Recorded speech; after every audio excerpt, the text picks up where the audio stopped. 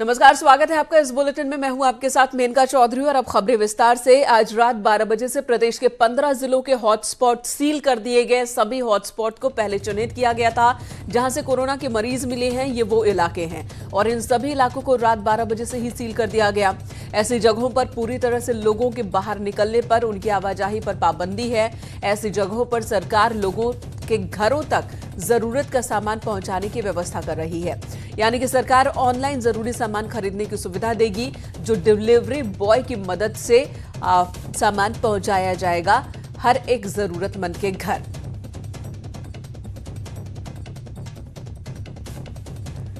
अलग अलग इलाकों में प्रशासन की ओर से 6 से अधिक कोरोना के केसेस हैं, जो 15 जिले हैं, वहां पर उन्होंने ये निर्देशित किया है कि वहां के हॉटस्पॉट्स को आइडेंटिफाई करके उन हॉटस्पॉट्स में बहुत ही सख्त व्यवस्था लागू की जाए। उन हॉटस्पॉट्स में डोर टू डोर मैनेजमेंट किया जाए। पूरे एरिया को जो है उसको हाउस टू हाउस मॉनिटर करके कार्रवाई। सबसे पहले वहाँ का सैनिटेशन विशेष रूप से इम्प्रूव करना, तो उसमें उस एरिया को कॉर्डन कर करके वहाँ पर जितना फायर सर्विस की गाड़ियाँ भी इस काम में लगाई गई हैं उनको लगा करके एक एक्सटेंसिव सैनिटेशन ड्राइव चलाया जाना। वहाँ पर लॉकडाउन को 100% लागू किया जाना, यानी कि जो पास सिविलियन इशूड हैं उन पासेस को भी स्थगित किया जाएगा। तो आज रात 12 बजे से उन सभी इलाकों को सील किया गया है जहां से कोरोना के मरीज मिले हैं, यानी कि जिन इलाकों को हॉटस्पॉट के तौर पर चिन्हित किया गया है उन्हें सील किया गया है। आपको बताते हैं मैप के जरिए कौन कौन से जिले हैं और जिलों के कौन से इलाके हैं। मेरठ की बात करते हैं। सबसे पहले मेरठ में कई इलाकों को सील किया गया है। वहीं गाजियाबाद की अगर हम बात करें तो गाजियाबाद में Nandgram, Sihani gate, KDP, Grand Savanna, Rajnagar extension में जो है Saviour society, Mohan Nagar, B77, G5, Shalimar garden, extension 2, वहीं Pasaunda, Tila Mor, oxy home, Bhopura, Vasundhara sector B, sector 6 Vaishali, Girnar society जो कि कौशाम्बी में है, Naipura Loni, Masuri, Khatu Shyam colony, Duhai, covid, CHC, Muradnagar, ये वो तमाम इलाके गाजियाबाद के हैं जिन्हें सील किया गया है। और ग्राफिक्स के जरिए हम वो तमाम आपको जिले बता रहे हैं जहां पर इलाके चिन्हित किए गए हैं। 22 ऐसे हॉटस्पॉट्स मिले हैं 12 थानों में जिन पर कार्रवाई की आवश्यकता है। गाजियाबाद में 13 ऐसे हॉटस्पॉट्स मिले हैं 7 थानों में। गौतम बुद्ध नगर में 12 ऐसे हॉटस्पॉट्स मिले हैं 12 थानों में। कानपुर नगर में 12 ऐसे हॉटस्पॉट्स मिले हैं 10 थानों में। वाराणसी में 4 ऐसे हॉटस्पॉट्स मिले हैं 4 थानों में। शामली में 3 ऐसे हॉटस्पॉट्स मिले हैं 3 थानों में। मेरठ में 7 ऐसे हॉटस्पॉट्स हैं जो 8 थानों में मिले हैं, उनमें कुछ ग्रामीण थाने भी हैं। बरेली में केवल 1 हॉटस्पॉट है, वो एक ही थाने में है। बुलंदशहर में 3 हॉटस्पॉट है, 3 थानों में है। बस्ती में 3 हॉटस्पॉट है, 2 थानों में है। फिरोजाबाद में 3 हॉटस्पॉट है, 1 थाने में है। सहारनपुर में 4 हॉटस्पॉट है, 4 थानों में है।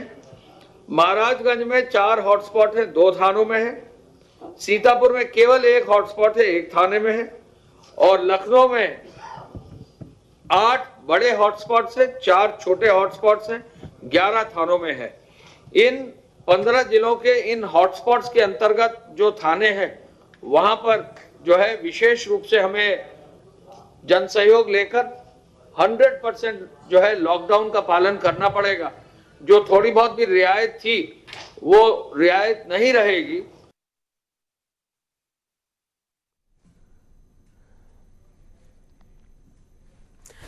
तो सुना आपने, इन इलाकों में किसी भी सामान के लिए आप घर से बाहर नहीं निकल सकते। 15 तारीख तक ये फैसला लिया गया है। चलिए आपको बताते हैं कि नोएडा के कौन कौन से इलाके हैं जो हॉटस्पॉट हैं, जिन्हें आइडेंटिफाई किया गया है और इन्हें पूरी तरह से सील कर दिया गया है।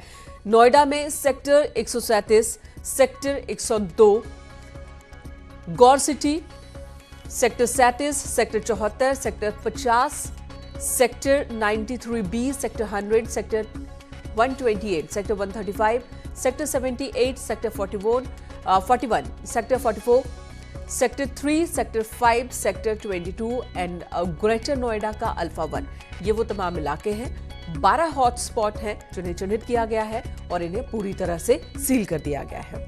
और इसके अलावा नोएडा और ग्रेटर नोएडा के कुछ और भी इलाके हैं जो सील किए गए हैं।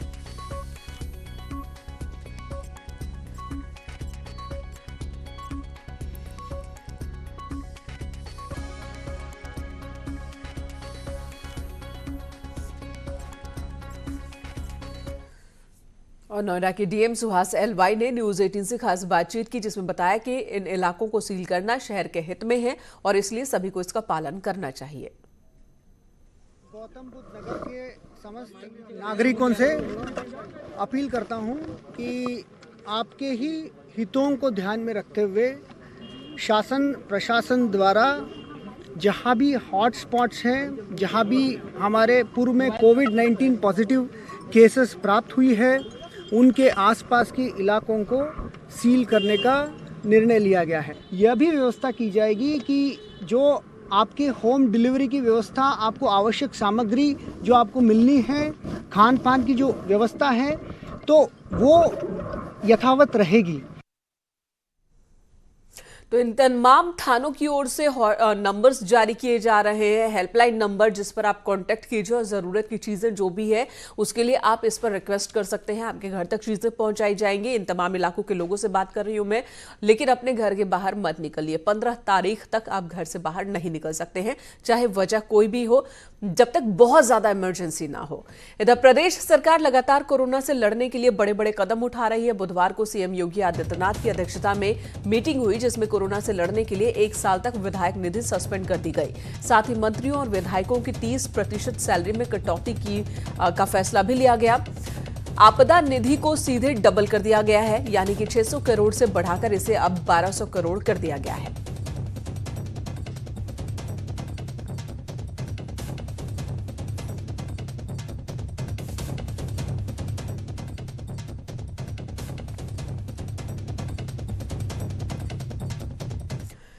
तो 11 अप्रैल को एक बार फिर से प्रधानमंत्री नरेंद्र मोदी तमाम राज्यों के मुख्यमंत्रियों से वीडियो कॉन्फ्रेंसिंग के जरिए मुखातिब हुए और इसी दिन सीएम योगी आदित्यनाथ पीएम मोदी को प्रदेश के ताजा हालात की जानकारी देंगे। साथ ही 11 अप्रैल को ही इस बात पर भी फैसला हो सकता है कि लॉकडाउन को बढ़ाया जाए या नहीं बढ़ाया जाए। तो बड़ी बात है, ये लगातार खबर आ रही है कि 11 अप्रैल को प्रधानमंत्री एक बार फिर से मुख्यमंत्रियों के साथ बातचीत करेंगे और तमाम राज्यों की क्या स्थिति है वो जानेंगे और इसी दौरान इस बात पर भी फैसला लिया जा सकता है कि लॉकडाउन की अवधि बढ़ाई जाए या नहीं। इससे पहले प्रधानमंत्री ने संकेत दिए हैं कि लॉकडाउन इस वक्त खत्म करना सही नहीं होगा और अलग अलग राज्यों के मुख्यमंत्रियों ने भी इस बात की अपील की है कि लॉकडाउन की अवधि बढ़ा दी जाए और जो तमाम फ्लोर लीडर्स हैं उनकी भी राय लगभग यही दिख रही है।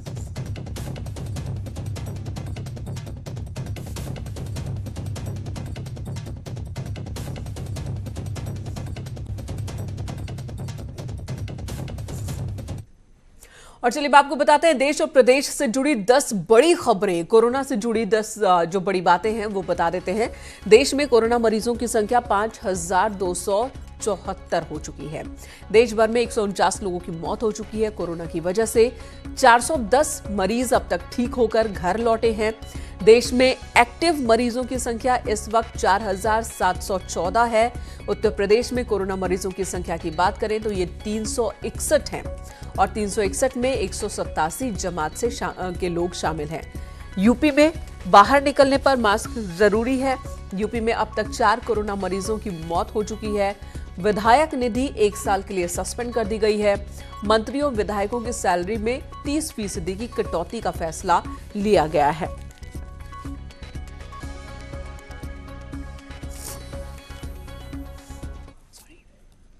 इधर सहारनपुर से बड़ी खबर आ रही है, जहां पर 5 कोरोना के मरीज मिले हैं। 29 लोगों का मेडिकल चेकअप हुआ था जिसकी रिपोर्ट आई है और इस रिपोर्ट में 5 लोगों में कोरोना की पुष्टि हुई है। जिले में कोरोना के मरीजों की संख्या बढ़कर अब 11 हो गई है। जिले में 12 मरीज लखनऊ में भर्ती है, तो 12 मरीज पहले से ही लखनऊ में है और इधर अब 11 लोग हो चुके हैं कोरोना पॉजिटिव। 29 लोगों का मेडिकल चेकअप हुआ था जिनमें से 5 में कोरोना की पुष्टि हुई है।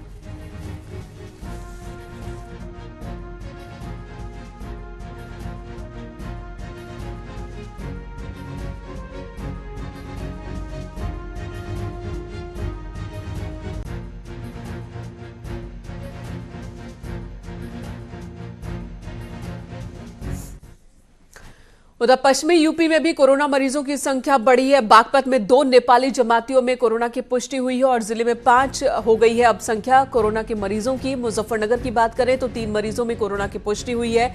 इन सभी को क्वारंटाइन किया गया है। तीनों मरीज पॉजिटिव पाए गए हैं। अमरोहा में भी 2 मरीजों में कोरोना की पुष्टि हुई है। तो कोरोना के कई नए मामले सामने आए हैं बीते 24 घंटे में अलग अलग जगहों पर, और ज्यादातर लोग इनमें वो शामिल हैं जो कि जमात से जुड़े हुए हैं।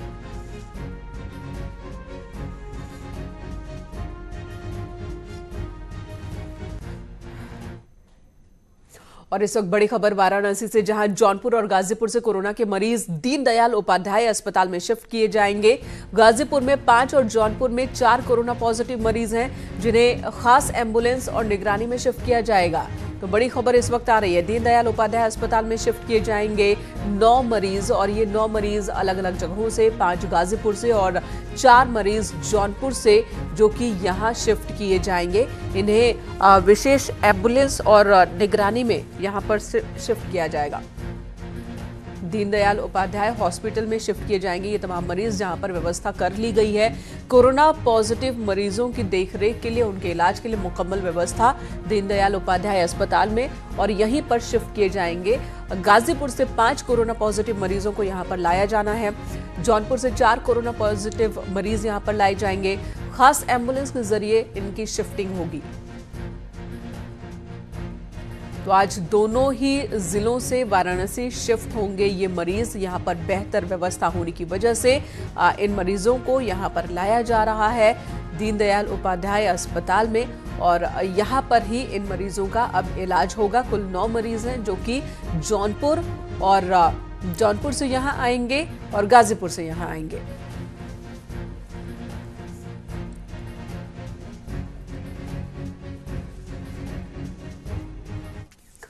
और रामपुर में 5 लोगों में कोरोना की पुष्टि होने के बाद हड़कंप मच गया। सभी मरीज उत्तराखंड के हल्द्वानी के रहने वाले हैं, जो मुरादाबाद से 1 अप्रैल को जंगल के रास्ते रामपुर के टांडा क्षेत्र में पहुंचे थे, जिसके बाद उन्हें क्वारंटाइन किया गया था। अब सभी मरीजों को मुरादाबाद रेफर किया गया है।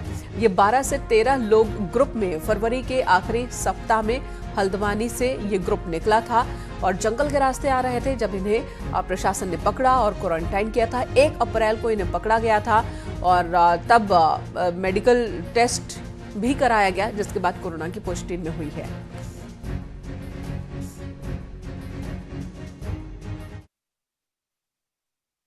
ये लोग हल्द्वानी के रहने वाले हैं और इनका 12-13 लोगों का ग्रुप हल्द्वानी से फरवरी लास्ट वीक में निकला था। और पहले ये बरेली में नवाबगंज में गए थे, वहाँ कुछ दिनों मस्जिदों में रहे और उसके बाद ये लोग चले गए थे मुरादाबाद शायद 3 मार्च को ये लोग पहुँचे और उसके बाद 3 मार्च से लेके 31 मार्च तक ये लोग मुरादाबाद में रहे। 1 तारीख को ये जंगल के रास्ते छुपते छुपाते टांडा पहुंचे। लखनऊ से बड़ी खबर, जहां पर 51 लोगों को क्वारंटाइन किया गया है। सदर इलाके से 51 लोगों को क्वारंटाइन सेंटर भेजा गया है। स्वास्थ्य विभाग की टीम ने चेकअप के बाद उठाया ये बड़ा कदम। अलीजान मस्जिद में मिले थे ये 12 और कोरोना के संदिग्ध, और इन सभी को क्वारंटाइन के लिए भेज दिया गया है। क्वारंटाइन सेंटर 51 लोगों को क्वारंटाइन सेंटर भेजा गया है। अलीजान मस्जिद से जो 12 लोग मिले थे वो कोरोना पॉजिटिव पाए गए, जिसके बाद ये बड़ा कदम उठाया गया है कि सदर इलाके से, जिस इलाके में ये मस्जिद मौजूद है, वहां से 51 लोगों को अब इन लोगों पर ये शक कि इन लोगों ने जो कोरोना पॉजिटिव मरीज हैं उनके संपर्क में ये आए होंगे, जिसके बाद एहतियातन इन्हें क्वारंटाइन सेंटर भेजा गया है। उधर महोबा में कोरोना से बचने के लिए डॉक्टरों ने एक नया और अनोखा तरीका खोज निकाला है। मरीज को बिना छुए ही डॉक्टर उनकी जांच कर रहे हैं। साउथ की एक फिल्म से प्रेरित होकर जिला अस्पताल में तैनात डॉक्टर गुलशेर ने एक एल्यूमिनियम के केबिन तैयार की है। कांच के केबिन में डॉक्टर और स्वास्थ्य कर्मी खड़े हो जाते हैं और प्लास्टिक के दास्ताने पहनकर, जो कि इस केबिन से जुड़ा हुआ है, मरीज का चेकअप करते हैं। इस जांच से फायदा ये होता है कि अगर मरीज कोरोना संक्रमित है तो भी डॉक्टर्स के संपर्क में नहीं आता और डॉक्टर को खतरा बेहद कम होता है। इस air tight cabin for sample collection इसे नाम दिया गया है।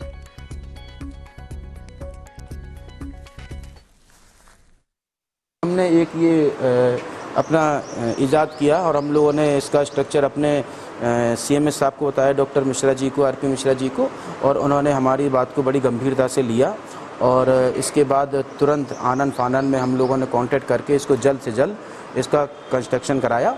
और इसके बाद अब ये क्या है, ये फुल्ली एयर टाइट है। अब इसके अंदर ये है कि हम लोग अपना मास्क लगा लें और अपना ग्लव्स पहन लें और इसके बाद अंदर से सैंपल ले लो। किसी भी तरह से सैंपल लेने के दौरान वो बंदा खांसता है या छींकता है तो कहीं किसी तरह का कोई खतरा नहीं है इसमें। ये मेरे हिसाब से तो बहुत अच्छी है जो डॉक्टर ने जो नया तकनीकी निकाली है। ये डॉक्टर भी सुरक्षित है और हम लोग तो खैर उनके संरक्षण सुरक्षित है ही हैं। दरकासगंज में लॉकडाउन का पालन कराने के लिए पुलिस और प्रशासन अलर्ट पर है और लगातार शहर में घूमकर लोगों से अपने घरों में रहने की अपील की जा रही है। जरूरी काम होने पर ही बाहर निकलने की बात कही जा रही है। बिना जरूरी काम पर बाहर निकलने वालों पर पुलिस लगातार कार्रवाई भी कर रही है। साथ ही पुलिस लगातार वाहनों की चेकिंग भी कर रही है। तो कासगंज पुलिस मुस्तैद पूरी तरह से सड़कों पर नजर आ रही है। उधर बांदा में लॉकडाउन तोड़ने वालों पर कार्रवाई हुई है। पुलिस ने 4 लोगों को गिरफ्तार किया है और ये सभी बिना काम के ही घर से बाहर निकले थे। साथ ही 44 अन्य लोगों पर FIR दर्ज की गई है। पुलिस कालाबाजारी की सूचना पर पहुंची थी। शहर कोतवाली के चौक बाजार की ये घटना है जहां पर ये लोग बिना वजह ही सड़क पर टहलते नजर आए, जिसके बाद पुलिस ने एक्शन लिया और इन्हें गिरफ्तार किया है। कि कुछ लोग जो है सामान महंगे दामों पर बेच रहे हैं, तो आज हमने अपनी 6 महिला कांस्टेबल को सादे में जो है लगाया और सामान खरीदने के लिए भेजा। जब वो सामान खरीदने गई तो उनको आटा महंगा मिला, चावल महंगा मिला, दाल महंगा मिला। वो पेमेंट कर चुकी। उसके बाद तत्काल मौके पर हम पहुंचे और DSO साहब को बुलाए और उनके विरुद्ध जो है अभियोग पंजीकृत करके उनको अरेस्ट किया गया है। तो लॉकडाउन में आज की क्या स्थिति है, ये जानने के लिए इस वक्त हमारे तमाम सहयोगी जुड़ चुके हैं हमारे साथ। प्रशांत पांडे हैं, लखनऊ से हमारे साथ जुड़े हैं। मोहम्मद आरिफ आगरा से हमारे साथ हैं। शहनवाज है शामली से। अली शरर है हमारे सहयोगी बुलंदशहर से है। सबसे पहले तो हम रुख कर लेंगे इस वक्त लखनऊ का। प्रशांत पांडे हमारे साथ है। प्रशांत, पिछले कुछ घंटे में भी कई मामले बढ़े हैं। हालांकि सरकार की ओर से बड़ा फैसला लिया गया है, कई बड़े कदम उठाए गए हैं। एक तरफ उन इलाकों को सील कर दिया गया है जो कि जहां से कोरोना संदिग्ध और कोरोना के पेशेंट मिले हैं। अब लखनऊ की स्थिति के बारे में बताएं, आज के ताजा हालात के बारे में। जी बिल्कुल, जिस तरीके से राजधानी लखनऊ में जो बड़ी बात की जा रही थी, जो एक बड़ी पुष्टि होती जा रही थी कि बराबर जो है 10, 8, 7 इस तरीके से मिल रहे थे, अब संख्या पे थोड़ा सा विराम राजधानी लखनऊ में लगा है। संख्या अगर सूबे की बात करें तो 361 और राजधानी लखनऊ की अगर बात करें तो ये 29 पहुँच गई है। ऐसे में इसमें 195 सिर्फ जमात से जुड़े हुए लोग हैं और अन्य अगर बात करें तो शहर में जो है लगभग 12 हॉटस्पॉट एरियाओं को सील किया गया है। आप देख सकते हैं कि शहर के चारों तरफ अभी सन्नाटा पड़ रहा है। जो कल तक थोड़ी बहुत चहलकदमी भी थी, लोग आ जा रहे थे, अब पुलिस को काफ़ी सख्त कर दिया है। इन 12 एरियाओं को जो है पूरी तरीके से सील किया गया है। ये जो हॉटस्पॉट एरिया है यहाँ पर डोर टू डोर डिलीवरी प्रशासन के द्वारा कराई जा रही है। और साथ ही साथ लेकिन एक अलग बात यह है कि सूबे में लगभग 33 मरीज रिकवर भी किए हैं और इनके अलावा जो है प्रशासन की काफ़ी ज़्यादा सख्ती है। लगभग 11,500 लोगों के ऊपर मुकदमे दर्ज किए गए हैं जिन्होंने लॉकडाउन को तोड़ा। 275 ऐसे लोग थे जो जमाखोरी और कालाबाजारी करते, उनके खिलाफ भी अभियोग पंजीकृत किया गया और वहीं लगभग 5.25 करोड़ रुपए का जुर्माना भी इनसे वसूला गया है। राजधानी लखनऊ में अगर बात करें तो राजधानी लखनऊ में भी पुलिस ने काफ़ी ज़्यादा यहाँ चौकसी बरती है और साथ ही साथ मास्क के लिए काफ़ी ज़्यादा यहाँ पर हिदायतें दी गई थी और मास्क अगर नहीं लगाने पर सूबे साथ साथ लखनऊ में भी जो है आपके खिलाफ जो है विधिक कार्रवाई करने के लिए प्रशासन ने साफ संकेत दे दिए हैं और कहा है कि सख्ती से इसका पालन किया जाए। जी बिल्कुल। आरिफ, ये बताइए जरा आगरा की स्थिति क्या है और क्या यहाँ पर भी ये व्यवस्था हुई है कि डोर टू डोर डिलीवरी होगी सामानों की? देखिए, मैंने कहा जिस तरह से न्यूज़ 18 ने पहले ही अपने दर्शकों को बताया था कि आगरा बहुत सेंसिटिव इलाका है क्योंकि यहाँ के लोगों का विदेशों में आना जाना बहुत रहता है। बहुत सारे पर्यटक भी आए थे। देखिए, और सबसे और खास बात यह है कि 65 के आसपास यहाँ मरीज मिले हैं जिसमें बड़ी संख्या में जमाती भी है। तो आज की तारीख में देखा जाएगा, अगर मरीजों की संख्या देखी जाए पूरे प्रदेश को देखा जाए तो सबसे ज्यादा संख्या तकरीबन आगरा में ही देखने को मिल रही है। जब संख्या बढ़ गई तो प्रशासन ने 22 ऐसी जगह चिन्हित किए गए जिनको हॉटस्पॉट बोला गया। 22 हॉटस्पॉट को पूरी तरह सील कर दिया गया है। किसी की आवाजाही पर रोक लगा दी गई है। कोई भी आदमी नहीं निकल पाएगा, चाहे कोई भी हो। सिर्फ पुलिस के लोग जाएंगे, प्रशासन के लोग जाएंगे, जरूरत पड़ेगी स्वास्थ्य विभाग की टीम जाएगी। इसके अलावा किसी के आने जाने पर पूरी तरह से रोक लगा दी गई है। घरों में सामान की जरूरत है, उसके लिए होम डिलीवरी के लिए सरकार ने व्यवस्था की है, प्रशासन ने पूरी व्यवस्था कर दी गई है। और देखिए खास बात यह है कि जब कल तक थोड़ा सा लॉकडाउन में लोग बाहर निकल रहे थे, लेकिन जैसे ही ये खबर मिली कि 22 हॉटस्पॉट पूरी तरह से सील कर दिए गए, उसके बाद सन्नाटा पूरे आगरा पसर गया है, लोगों ने निकलना बंद कर दिया है। तो कुल मिलाकर लोग अब जागरूक हो रहे हैं, सरकार प्रयास कर रही है, लेकिन लोगों को और ज्यादा जागरूक होना पड़ेगा। जी आरिफ, ये बताइए कि क्या प्रशासन की ओर से यहाँ पर कुछ नंबर्स लोगों के बीच बांटे गए हैं कि उस नंबर पर कांटेक्ट कर लोग अपनी जरूरत की बातें कह सकें?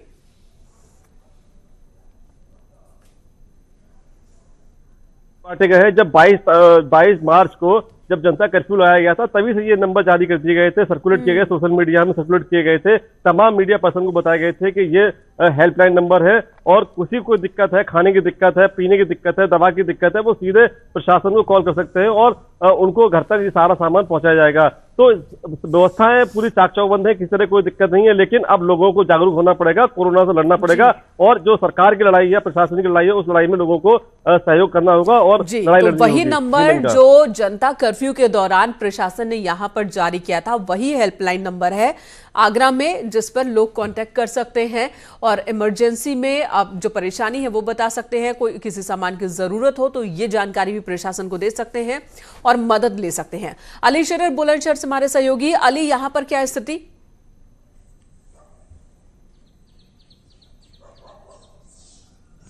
देखिए मेघना, बुलंदशहर में दिल्ली तबलीगी जमात से शामिल होकर 257 यहाँ ऐसे जमाती पहुंचे थे जो अलग अलग मस्जिद, अलग अलग स्थानों पर रुके हुए थे, जिसके बाद उनमें से 5 जमातियों की पुष्टि हुई है कोरोना पॉजिटिव और 3 बुलंदशहर लोकल के रहने वाले हैं। तो बुलंदशहर में 8 कोरोना मरीजों की पुष्टि हो चुकी है। हालांकि अभी भी 100 जमातियों की जांच रिपोर्ट आना भी बाकी है, लेकिन सुरक्षा के एतबार से बुलंदशहर के 3 इलाकों को पूरी तरह से हॉट स्पॉट किया गया है, जिनमें से एक सरायधारी नगर, सिकंदराबाद का वीरखेड़ा और जहांगीराबाद का जनतंत्र कॉलेज। इनके 3 किलोमीटर के एरिया को पूरी तरह से सीज कर दिया गया है। प्रशासन द्वारा भारी पुलिस बल भी उस एरिया में लगाया गया है कि यहाँ से कोई भी व्यक्ति बाहर ना आए और बाहर का व्यक्ति यहाँ अंदर न जाए। पहले से ज्यादा यहाँ फोर्स लगाया गया है और यहाँ कंट्रोल रूम के माध्यम से 057 32 28 28 28 यानी कि 3 बार 28 का नंबर यहाँ पर दिया गया है प्रशासन द्वारा कि किसी को कोई समस्या है, किसी को खाने पीने की आपूर्ति में कोई समस्या आ रही हो तो तत्काल वो फोन करके प्रशासन से मदद ले ले। अभी इस तरह की व्यवस्था यहाँ पर की गई है मेघना, और यहाँ खुद जिलाधिकारी बिल्कुल प्रशासन की ओर से पूरी कोशिश है किसी को कोई दिक्कत ना हो, बस लोगों को करना है कि अपने घर में रहें और इस वक्त जो सरकार कह रही है उसे समझे, माने, उसकी जरूरत को समझे। और अब तो कड़ी कार्रवाई भी की जा रही है उन लोगों के खिलाफ जो कि लॉकडाउन का पालन नहीं कर रहे हैं, और इन इलाकों को जहां सील किया गया है वहां तो गतिविधि पूरी तरह से बंद रहेगी। आप सभी सहयोगियों का बहुत बहुत धन्यवाद इस वक्त का अपडेट हमें हमारे दर्शकों तक पहुंचाने के लिए। चलिए आपको दिखाते हैं और लिए चलते हैं न्यूज 18 के कोरोना कंट्रोल रूम में, जहां आपके सवालों के जवाब देंगे एक्सपर्ट डॉक्टर।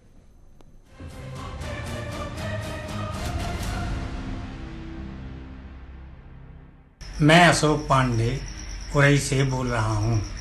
क्या बाहर से आने पर हाथ मुंह धो लेना ही काफ़ी है? मेरा नाम अनुपमा कुमारी है, मैं जमालपुर की रहने वाली हूँ। बाहर से आने के बाद क्या सिर्फ हाथ और मुंह धो लेना ही काफ़ी है? मैं मुकेश कुमार आरा बिहार से। क्या कोरोना वायरस से बचने के लिए बाहर से आने पे केवल हाथ मुंह धो लेना ही काफ़ी है? मेरा नाम करण है, मेरी उम्र 20 वर्ष है, मैं नोएडा का रहने वाला हूँ। मेरा आपसे ये प्रश्न है कि बाहर से आने के बाद केवल हाथ मुंह धोना काफ़ी है? मेरा नाम अनिल दुबे है और मैं विंध्याचल का रहने वाला हूँ। मेरा सवाल आपसे ये है कि बाहर से आने के बाद क्या केवल हाथ मुंह धो लेना ही काफ़ी है? मेरा नाम सुरेंद्र है, मैं जिला विदिशा का रहने वाला हूँ। मेरा प्रश्न है, बाहर से आने पर केवल हाथ मुंह धो लेना काफ़ी है? जब हम बाहर सफ़र करके आते हैं, जब बाहर टहल के आते हैं, तो यदि जूता पहने हुए हैं या नंगे पैर जाते हों, नंगे पैर तो आजकल जाने का तो सवाल ही नहीं आता, लेकिन अगर कोई लोग को नंगे पैर जाने की आदत है तो सबसे पहले आकर पैर को साफ करके लेना अच्छा रहेगा। टहलने के बाद स्पेशली साबुन के साथ चलते दौड़ते पानी में हमको पैर साफ करना है। ये पैर साफ करने का यही मतलब है कि बाहर के जो कीटाणु हैं हम अंदर घर के अंदर नहीं ले आएंगे। लेकिन जो लोग बाहर सफ़र करते हैं और दरवाजे के हैंडल को, गाड़ियों के हैंडल को वगैरह छूते हैं या बाकी लोगों के साथ मिल के आते हैं, किसी भी तरह बिना मालूम के किसी को छूते हैं, तो छूने के बाद हाथ को साफ करके लेना, हालांकि सैनिटाइज़र से साफ करके लेना सही बात है, लेकिन घर में प्रवेश करने के बाद तुरंत दौड़ते पानी में साबुन के साथ अच्छे छाग जगा के हाथ को कम से कम 20 सेकंड पानी के नीचे साफ करके लेना अच्छा रहेगा। तो इससे क्या है कि जो कोरोना वायरस के कीटाणु हैं तो वो निकल जाएंगे और साबुन के माध्यम से जो कोरोना वायरस के बाहर जो चर्बी रहती है वो पिघल जाती है, उसके वजह से कोरोना वायरस जल्दी से उसका नाश हो जाता है, वो डिजेनरेट हो जाता है।